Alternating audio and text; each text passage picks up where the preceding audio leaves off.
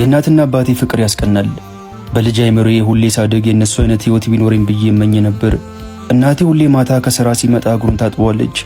ካጠበችው በኋላ እግዚአብሔር አንቺን ባይሰጠኝ ምን ሆን ነበር፣ ተባረክ የኔ እናት ብሎ ግንባሯን ይስማታል። ማዕድ ላይ ስንቀርብ አባቴ እንጀራ ቆርሶ ከሰጠን በኋላ ነው የምንበላው።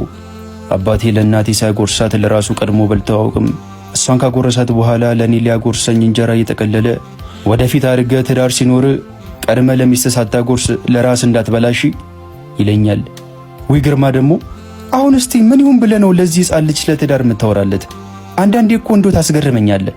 በል እስቲ እንካ ብላ ልታጎርሰው እጇን ትዘረጋና ሸውዳው ለራሷ ትጎርሳለች። አይ ቀልድ፣ ቆይ ጠብቂ ባልሰራልሽ ይላትና ይሳሳቃሉ።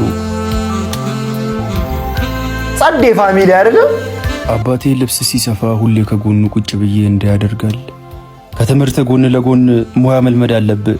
ልክ እንደኔ ጠንካራ ሰራተኛ ከሆንክ ወደፊት አንተም ከዚህ 1000 እጥፍ የተሻለ ሱቅ ነው የሚኖር ይለኛል። አባቴ ቸርሰው ነበር። ጓደኞቹ ቸግሯቸው ብድር ሲጠይቁት ብድር ሳይሆን ስጦታ ነበር የሚሰጣቸው። በዚህም የተነሳ ከእናቴ ጋር ብዙ ጊዜ ይጋጫሉ። ተው ግርማ ተው፣ ቸርነትህን በልኩ አድርገው።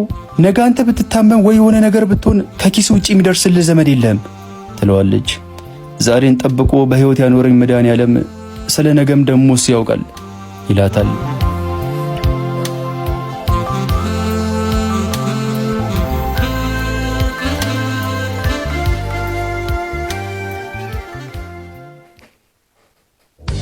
ከ12 ዓመት በኋላ 24 ዓመት ሞላኝ።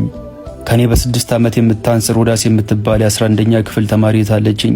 የኮሌጅ ትምህርቴን ላጠናቅቅ 1 ዓመት ነው የቀረኝ።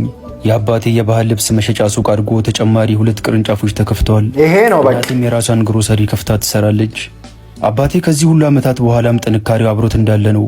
ብዙ ሰራተኞች ቢኖሩትም ዛሬም እንደ ድሮ ቁጭ ብሎ ልብሶችን ይሰፋል። ቦስ ሆኖ በቃ። አባ ግን ካንተ ጥንካሬ ላይ ሩዋን ቆንጥሮ ቢሰጠኝ ኖሮ የት በደረስኩ እለዋለሁ።